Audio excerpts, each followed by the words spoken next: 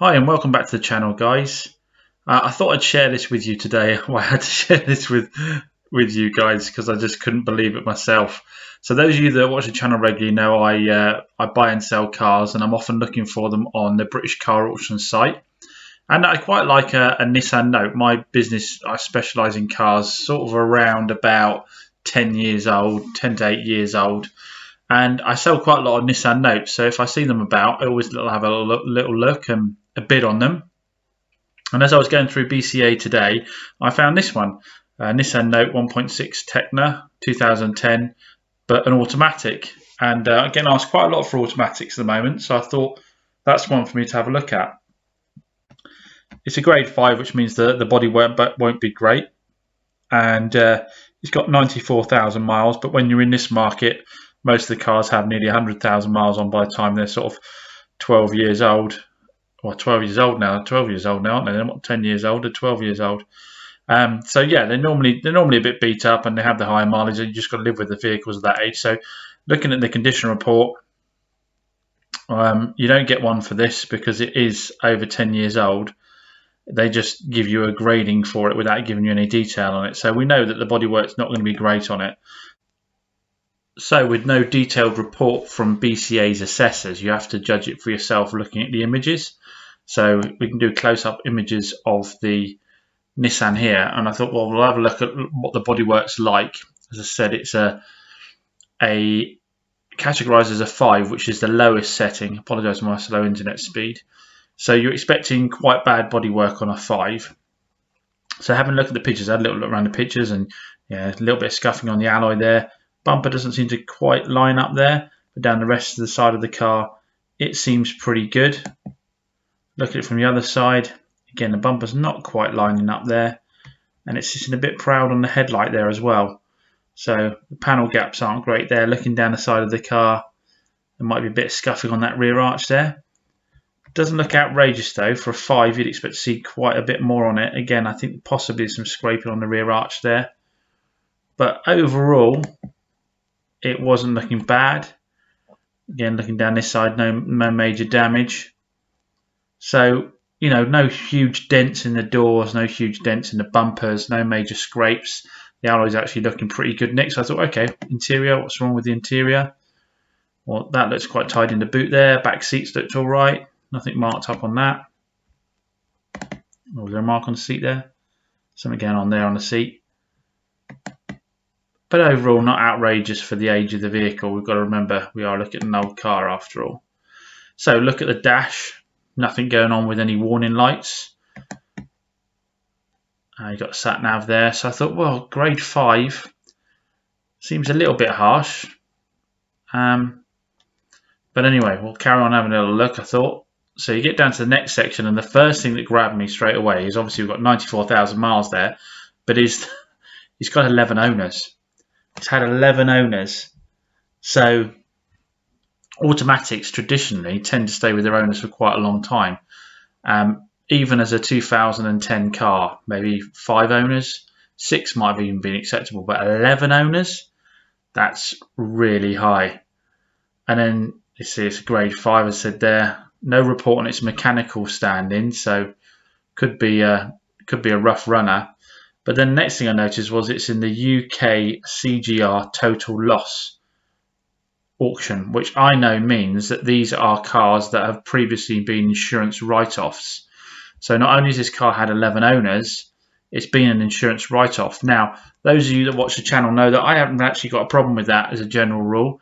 You've got Cat N, Category N, which is non-structurally damaged repaired cars, which can just be a broken bumper, a broken wing. And then you have Cat S, which is structural damage, which again sounds scary. It could be a chassis leg, but sometimes it just means a non-replaceable panel. You know, it could be like a A-pillar on a car up here, or a dented sill, that kind of thing. So I don't write them off. Sorry, excuse the pun. They can still be good cars if you get them at the right price and you sell them cheaply. They can still be decent cars. So they didn't worry me too much, but obviously we've got 11 owners and it's been a cat car. So I'd scroll down a little bit further. We've got no service history with it, which isn't great, but obviously again, this age, that said that doesn't always come with it. It's only got an MOT till March, so that's not brilliant either. So get down to equipment and further information down here, and it's been an ex-taxi. So now we've got 11 owners. We've got no service history. We've got 98,000 miles, or wherever it was, 94,000 miles. Grade 5 and a write-off. So it doesn't have a lot going for it at this point. It goes through some other details on the vehicle, and then it tells you that it's had serious accident damage, total loss Cat C, which I think is the old Cat N, or it might be the old Cat S, I'm not sure, on the 18th of the 1st, 2015. But then it says it was a total loss Cat S on the 13th of the 10th, 2018. But then it goes on to say it was also a total loss Cat S on the 19th of the 10th, 2017. So here, twice in 2 years, it was written off as a Category S, a structurally damaged write-off. So the insurance company is saying it's been structurally damaged but is suitable for repair. But it's happened twice within 2 years. And then prior to that, just 2 years prior to that, it was a total loss Cat C. So this car has 11 owners. It's been a taxi. It's got 94,000 miles on it, and it's been written off not once, not twice, but 3 times. That has to be the worst car I've seen on offer at auction yet. Absolutely mad. So I guess the question I have is, would any of you buy this vehicle? For me to retail the vehicle, you obviously as a dealer have to declare that a car has been a category write-off previously. So you could be a slightly unscrupulous dealer and say this car was written off, it's a Cat S. But really you should be telling them this car was written off, it was a Cat S, but it was a Cat S previously 2 more times. So it's been written off 3 times. So I certainly would be declaring that to the person buying the vehicle. I'd also probably then let them know it being an ex-taxi as well. I'd kind of feel obliged to let them know that. And it had 11 owners, because I wouldn't want the logbook coming through to them and saying they're the 12th owner without them knowing about it. So if I was going up to a member of the public and saying, this vehicle I'm offering you has been written off 3 times, it has been an ex-taxi, it had 11 owners, I don't think I'd have many takers, do you? I don't think I'd have many takers at any price. I think if I bought this car and put it up for £1,000, I'd struggle to sell it. Interestingly, down here, it does give you an idea of the value of the vehicle. Retail is $3,995, but that's based on the car not being a insurance write-off repaired vehicle. So you'd normally take off 30% for that being a Category S. You'd take 30% off the value of the vehicle, so about £1,200. So you'd be looking at about £2,700 normally for that vehicle. But written off 3 times with 11 owners and ex-taxi, I mean, I think if you were asking £1,500 for it, you'd still struggle to get buyers, especially, like I say, if you're going to declare it like you really should do. Now, I'm sure there's unscrupulous dealers out there that could buy this car and just palm it off. They'd still have to say it was a Cat car, because that pings up as soon as somebody insures it. But if they didn't give the rest of the information, they could probably get £2,500 in the current market for an automatic Cat S Nissan Note.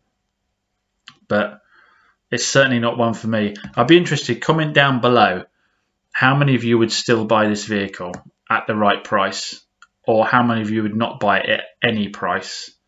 I think I'm in the camp of I wouldn't buy this vehicle at any price. It is just trouble waiting to happen, I think, really, in terms of trying to retail it. I'm sure it'd probably be 100% reliable in terms of bombing around in, but there's a lot going on with that vehicle. There's a lot to know what happened to that vehicle in the past. So yeah, comment down below. Is there any price you'd buy that vehicle at, or would you just never buy that vehicle? Anyway, I thought that'd interest you, because like I say, that has to be the worst example I've ever seen of a car on offer at auction. And it just goes to show, take your time if you are bidding via auctions to read through the information very carefully, because that could be a very easy mistake to bid on that vehicle. Anyway, thanks for watching. See you again soon, guys.